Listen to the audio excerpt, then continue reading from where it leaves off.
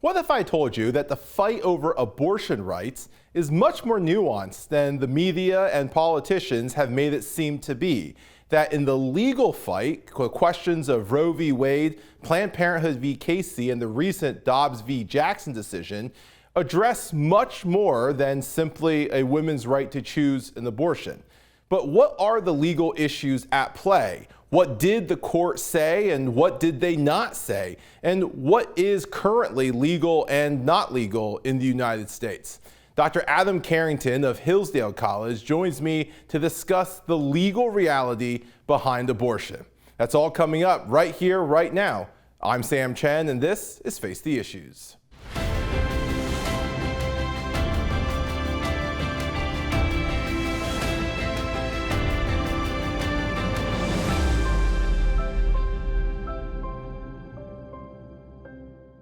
Good evening and welcome to Face the Issues. I'm Sam Chen. The world was rocked with the recent decision in Dobbs v. Jackson overturning the findings of Roe v. Wade and Planned Parenthood v. Casey. While those words may be foreign to many, the fight over abortion rights and the women's right to choose is not. And battle lines are drawn between pro-life and pro-choice sides, but there's a lot of confusion about what the law actually says. What did the Supreme Court rule and what is its actual impact? That's what we'll be addressing tonight, and we're joined by Dr. Adam Carrington, Associate Professor of Politics at Hillsdale College and the William and Patricia Lamoth Chair in the United States Constitution. He's a friend of the show. Dr. Carrington, welcome to Face the Issues. Glad to be back with you. Thanks for having me again. Absolutely. Thank you for being here. And Adam, as we get started, let's first just clarify what we're going to talk about. There is a whole ethical debate over abortion. Discussions of when does life begin? What is personhood? That's not where we're going to go tonight. And this is important for our viewers to understand. This is not a debate about the right to choose versus the right to life. This is the question of clarifying what did the Supreme Court actually do in these different cases and what actually is or is not permissible today. It's important to get those facts down before we can have that debate over the ethics of it all. And so that's what we're going to discuss today. And Adam, I want to start with the case that everybody knows, Roe v. Wade. In fact, many Americans don't realize that the case that was just decided is called Dobbs v. Jackson and not Roe v. Wade. So let's start there in this 1973 case. It was a 7-2 decision with the majority opinion authored by Harry Blackmun. And just what was Roe v. Wade addressing? From a constitutional perspective, what was the case before the Supreme Court? Yeah, there was a Texas law that had banned abortions for everything except the life of the mother, which was not an uncommon law in the states at the time. And a woman that was under the pseudonym Jane Roe sued and said that under the right to privacy, which the court had been developing at that point for about a decade in previous decisions, that she had a right under privacy to terminate a pregnancy and claim that she had an absolute right to do so. And so the court was trying to determine if that was the case or if Texas had legitimate regulatory interests in protecting, it said, the health of the mother and the life of the unborn child. And so what the court obviously decided 7-2 was that the woman had a basic right under the Constitution to have an abortion.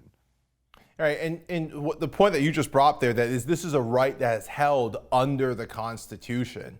And so the result of this case, Adam, there was no federal law passed by Congress. This was a state law in Texas. And by the court ruling that there is a fundamental constitutional right to abortion, it negated all similar laws across the country. Yes. Yes, this had been a state issue throughout all the history of the country. And what this did was to say that the court from now on would be an overseer, would be looking at all abortion regulations throughout the states to see whether it comported with the right as described and stated and defended in Roe. Understood. So let's talk about that opinion a bit, because as you've said before on the show, it's not just about what the outcome and the final vote is, but the why and how the court got there. Henry Blackmun, Justice Blackmun, writes the majority opinion. What is his reasoning in granting this constitutional right? He bases it on the right to privacy. I'd mentioned before that that was developing over time, and the idea was that a combination of amendments. He said the first, the fourth, the fifth, the ninth, and the 14th. If you look at them together, they have generally the idea that people have a right to be left alone in their opinions and in certain things related to their persons. And the idea was that up until now, that had not been recognized to include a woman's decision over whether to have an abortion or whether to carry a pregnancy to term, but that the right to privacy really did extend to that. And while the attorneys for Jane Roe had argued that this right was absolute, and Texas had argued that it had an absolute right to regulate, Blackmun's opinion about this came down somewhere in between. There was a right to privacy to end a pregnancy, but there were at times legitimate interests that the state could come in and regulate on. So that's where you had this thing called the Trimester Framework. During the first trimester of pregnancy, a woman has an absolute right to an abortion anytime, any reason. Second trimester, she has a right so long as her health is not at risk, the state can regulate for health. And then in the third trimester, the state has a right to come in and regulate for the sake of the unborn child. So interestingly, while it found a right in favor of Jane Roe, it also came down in between her and the state because they were making completely contradictory claims. So it came down somewhere in between. There is a right to abortion. There are some regulations of abortion that can be made in relation to that right. And you brought up the idea of the trimester system. This is really the first time that gets introduced in discussing pregnancy, and the court really brings this standard to light, and hence the abortions in the first trimester become essentially legal. Yeah, it becomes the standard by which the court says they're going to judge all regulations of abortion that states are going to do from here on out. And you're right, up to this point, most states had banned abortion. There was some liberalization of abortion laws at the time. That seemed to be a bit of a movement. But this this made judicially binding an abortion regime across the country in conformity with this trimester framework. It really became the standard going forward, at least until future abortion decisions.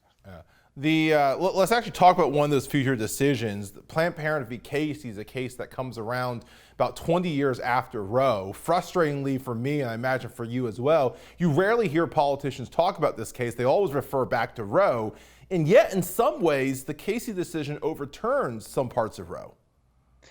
Right. It became, until Dobbs this summer, the real standard by which abortion regulations had been decided after 1992 when the opinion came out. And what it did is it said, we're going to uphold what it called the essential holding of Roe, which was that a woman has a right to an abortion, but it's not an absolute right. There's some regulations the state can do. But it threw out first the basis. It no longer said it was based on the right to privacy and the kind of combination of amendments that we saw in Roe. It said it's based only in the 14th Amendment due process clause and its protection of liberty, where it says that life, liberty, and property can't be violated without due process of law. And then it ditched the trimester framework and made viability, the ability of the unborn child to live outside the womb independently, the standard. Before that, you could not make any regulation banning or causing an undue burden to the woman in her right to an abortion. Afterwards, you could make a ban on abortion so long as there was health and safety regulations. And that viability and undue burden standards really became the defining post-1992 regime up until this summer. So the Casey decision keeps the legality, at least from a judicial perspective, keeps the legality of abortion, but it also allows states and legislators to further restrict abortions. Yes, this was seen to some degree as a compromise, even though I think pro-lifers were more upset because they thought they had a chance to overturn Roe in 1992.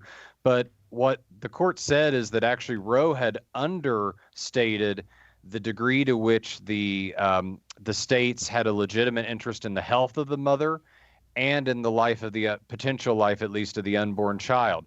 Roe had said those only come in the second and third trimester.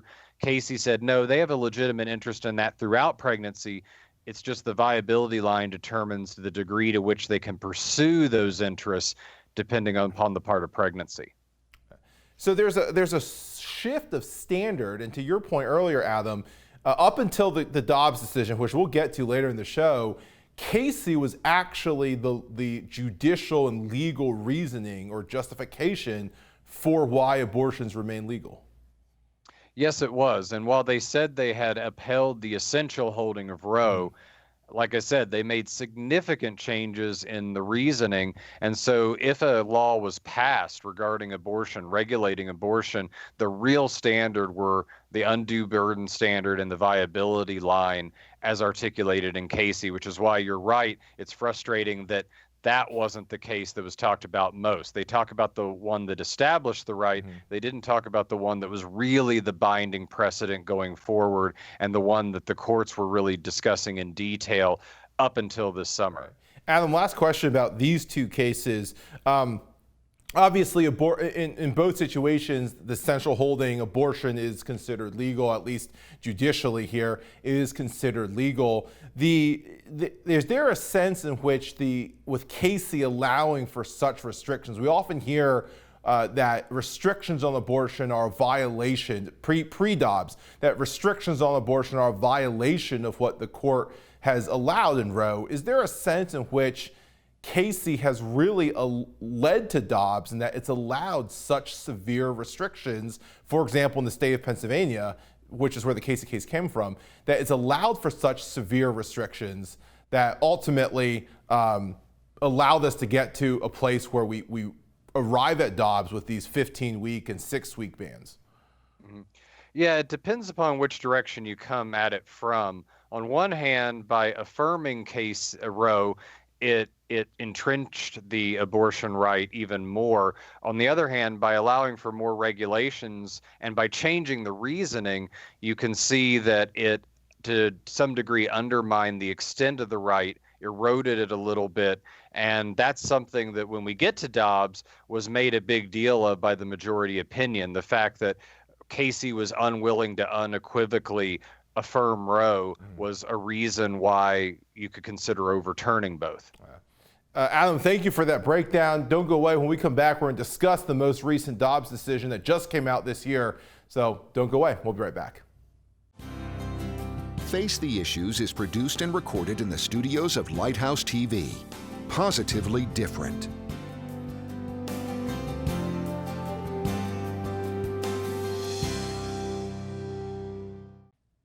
Welcome back to Face the Issues. Adam, thank you again for joining us and breaking down these complex cases.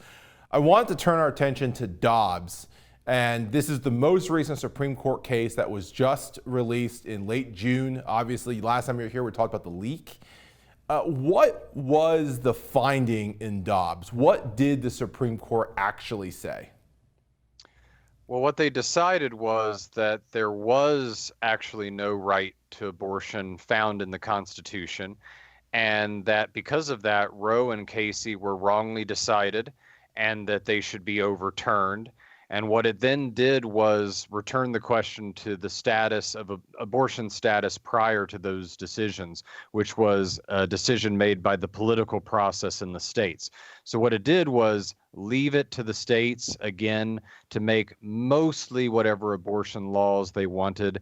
And what it didn't do, I should emphasize too, is it didn't say what those laws should be. In other words, no abortions were banned directly by the decision in Dobbs. It merely said states can make whatever rules they want. If they want to have very permissive abortion laws and codify it as a right, they can. If they want to have very restrictive abortion laws, for the most part, that would be allowed as well. So the court basically said, we're not saying which you should decide, we're getting out of the decision about which you should decide. So this is a fundamental misunderstanding that we're hearing from pro-life and pro-choice groups. So point one, abortions have not, across the board, the Supreme Court did not ban abortions with the Dobbs decision. Absolutely. They said this is the Constitution actually doesn't say one way or another on abortion.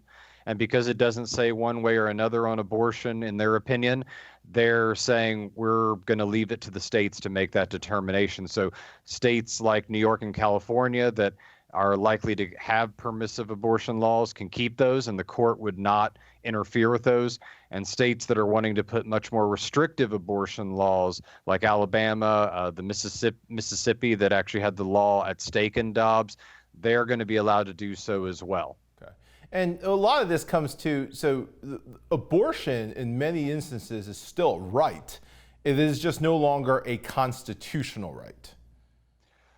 Correct. And by being a right, therefore, if it's not a constitutional right, what kind of right is it? Sure. It would be a statutory one.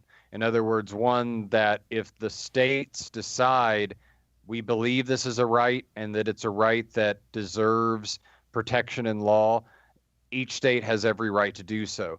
Or the other question that's going to come up are state constitutions. Mm-hmm. Do states want to put in their own constitutions a protection for a right to an abortion, or protection for unborn life? They would actually have the choice to do that. And an interesting, I think, future battle that's developing right now is there's also going to be a battle on state courts, whether those state constitutions already protect a right to an abortion if the U.S. Constitution doesn't. So you could see some state level Roes and Casey saying the federal Constitution may not, but we believe the state Constitution does. And I want to get into some of the big issues that we've seen talking points on, but really haven't been explained well in the press or by politicians. And the first is this issue of due process. And you said earlier that much of Roe, and then again in Casey, is based off the idea of due process. There is a debate among legal scholars of substantive due process versus procedural due process. Can you define for us what due process is? And then what is the difference between substantive and procedural? How does it play in this case? Right. So there is a due process clause in the 14th Amendment that says that states cannot violate a person's life, or take away, I should say, a person's life, liberty, or property without what's called due process of law. So the question then is, what is the process you are due?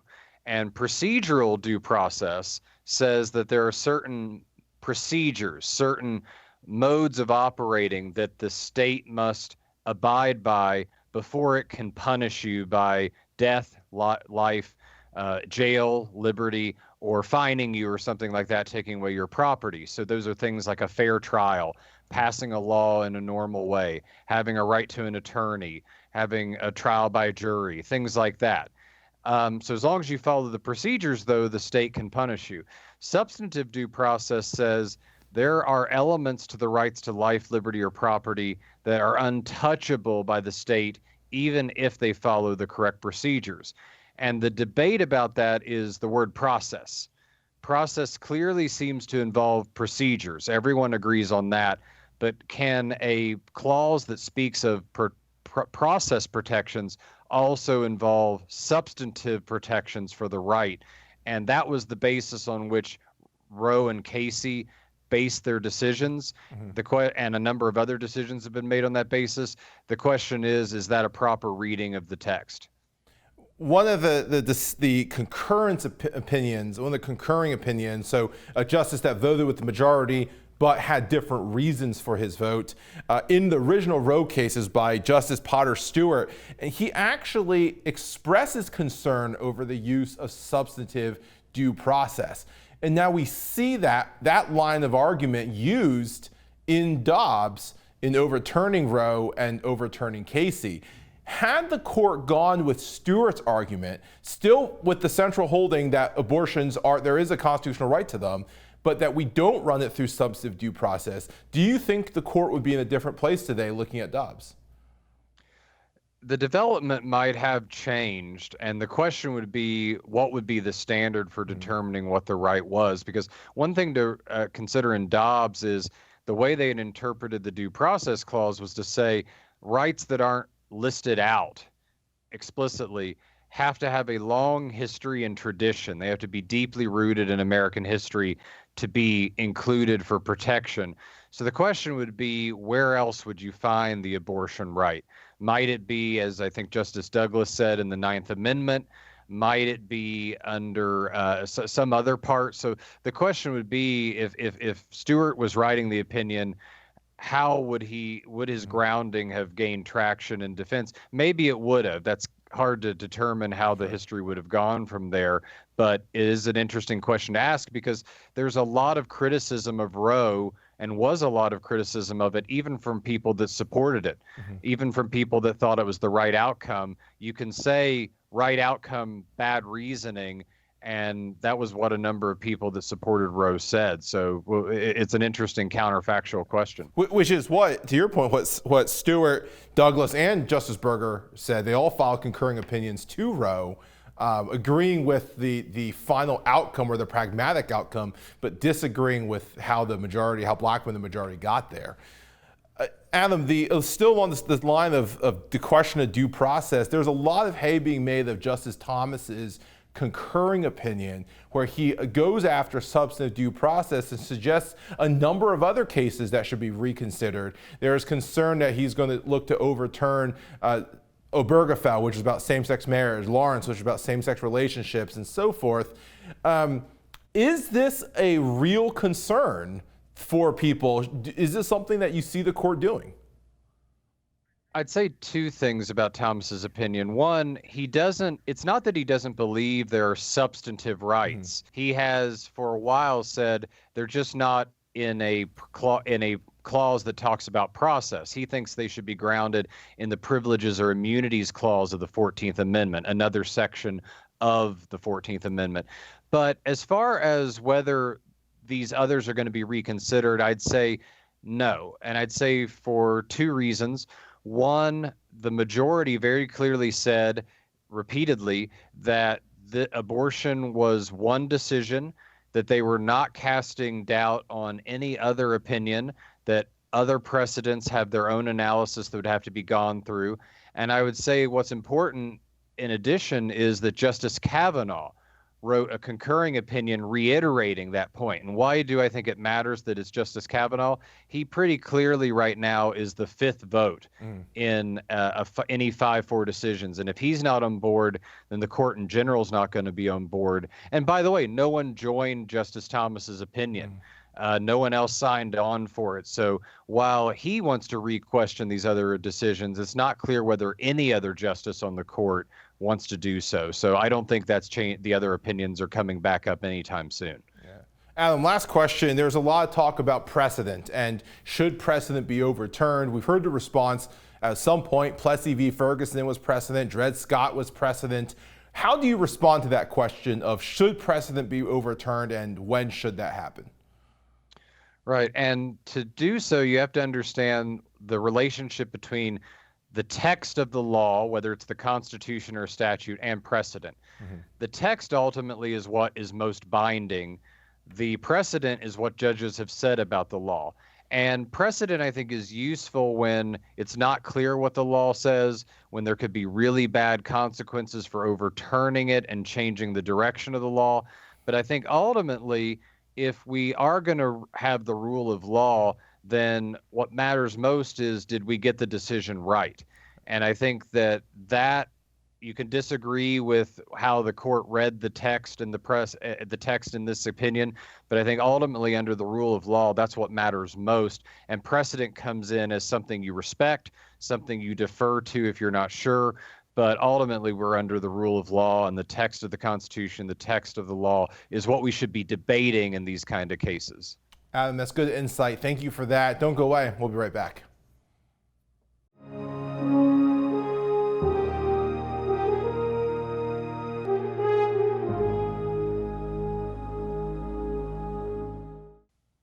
Welcome back to Face the Issues. Adam, thank you so much for your insights today. Now, we've covered a lot, and we've really been trying to talk about what the court actually has said and has not said. You teach constitutional law, as do I, but there is often a misunderstanding or even just a different approach to reading constitutional law than we would say read a newspaper article or read a tweet. What advice do you give to your students or to others or any of our viewers on how they should approach understanding the Supreme Court? Well, one, do try to read the opinions if you're interested. Don't just read newspaper opinions about it. Go to the source. The other is, while they can be on their face intimidating, really cases are trying to be written for the intelligent layperson to understand the basics. So I would usually ask 3 questions. What happened that got us into court? What is the law, constitutional or otherwise, that's being debated? And then try to get the basic reasoning about why they concluded the way they did. And that means that sometimes you can avoid some of the legalese, but the basic arguments, are we talking about a constitutional right? How do we find out what that right is? Where does history and tradition versus fundamental principles come in? I think those are things that Americans talk about, they intuitively understand, and so don't get too intimidated. You can maybe do more with court opinions than you yourself believe. Don't leave it to so-called experts to do it. You're an educated part of we the people. Dive in and see what you can get out of them. And where can they find these opinions? You can just do a search for them and find them in another number of places, including, if they're recent opinions, the Supreme Court's own website. But if you do a search for an opinion historically, you can find them on places like OYE. You can find them on places like Cornell University's website has a site with all sorts of opinions. So they're free and easily accessible if you have an internet connection. That's great advice. Adam Carrington, thank you again for joining us. This is a controversial question and topic. I appreciate you taking the time to really break down the legal side of it, and really thank you for joining us. Glad to be a part of this. Thanks for all you guys do on this program to educate the public. Thank you, Adam. And that is our show for tonight. We want to thank Dr. Adam Carrington of Hillsdale College for joining us again, and thank you to each of you for tuning in. We hope you'll join us again right back here next week. My name is Chen. On behalf of all of us here at Face the Issues, thank you and good night.